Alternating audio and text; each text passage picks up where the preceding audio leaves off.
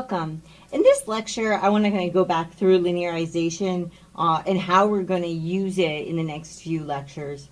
So let's just kind of recall how it works. So recall.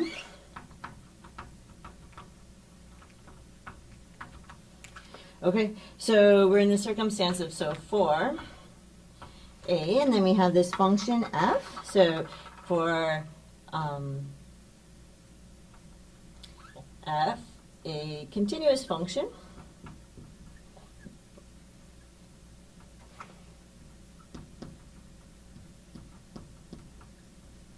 okay, and then we're going to have, we're going to say if, so x is close to a, so if x is close to some particular value a,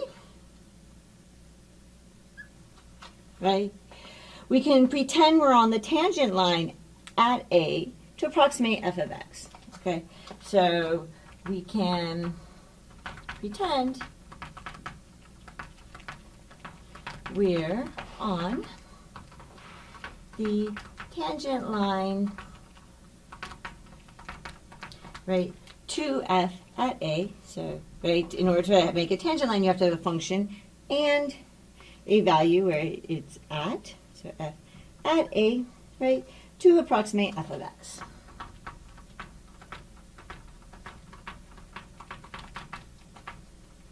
So to approximate the value when we apply f to x. Okay. So here's our picture. We have our axes, so we have our x-axis. And then we have our y-axis.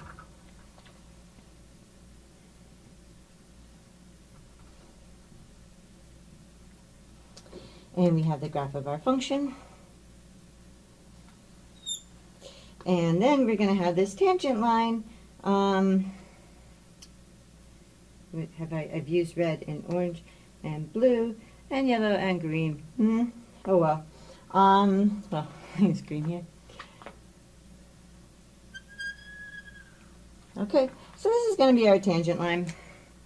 And what we're going to have is that, so this first thing, so this here is y equals f of x. So let's write that in. So this is y equals f of x. We have, this is the tangent line I, so this is the point here. We said that this is so this is at a. So this here would be the point a f of a.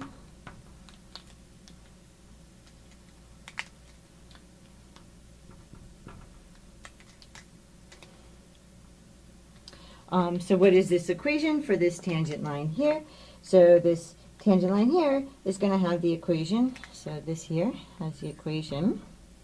So this is y equals L of x, input there, is evaluated by, so how does this equation work? We start with f evaluated at a, and then we add to it what we get when we take the derivative evaluated at a, right, because that's our slope. And then we're going to multiply that by x minus a. Okay, so x minus a. And, right, so this here is the linearization of f at a. So this is the linearization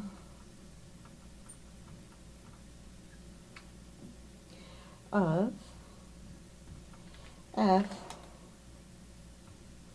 at a, right?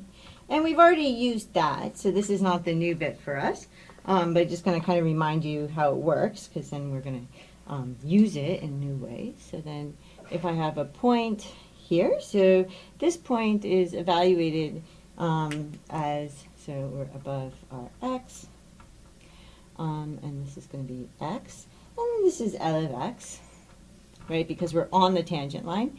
But if we went just a little bit further up, we'd actually hit the graph of the function, right?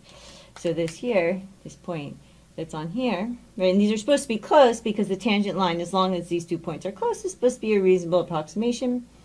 So I'm going to get here I would get x, and this is f of x.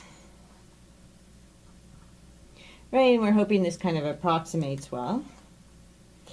And the other thing that we would kind of write on here is that this little bit here, right, this is x minus a, or delta x. So this part here is x minus a, or sometimes you write this as, right, it becomes kind of delta x. Okay, so what are we going to do with this picture where we have that the linearization, the tangent line, is approximating the graph at the particular point? So here are kind of the key new bits we're using. So key new bits we're using.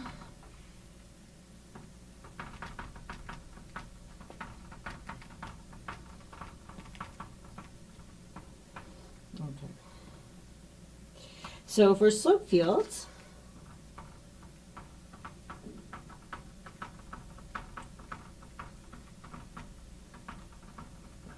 we're going to have that a derivative of a function at a point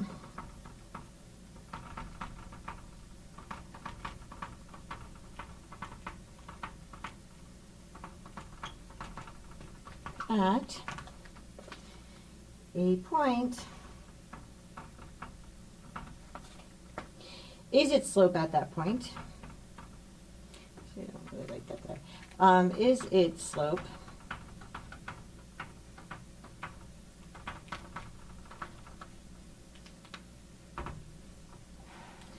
at that point.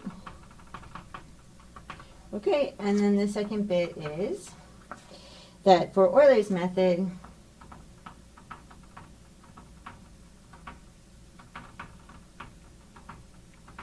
what we're going to use is that the linearization approximates a function. And we're going to apply this lots of times.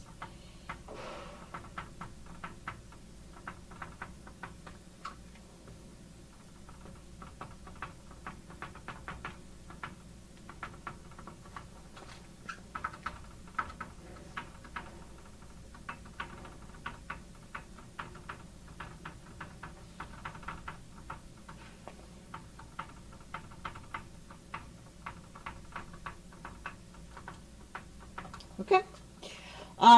So again, we're just using, so the derivative gives us the slope, and then the linearization, which is coming from the tangent line, is going to approximate the function as long as you're close to where you computed it at, right? Because there is a point that you're actually subbing in here so that you actually get the equation for a line.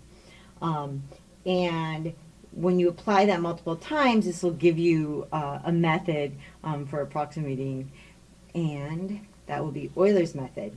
Okay, so we'll kind of use both of these things, and I hope that made some sense, and I will see you in the next lecture.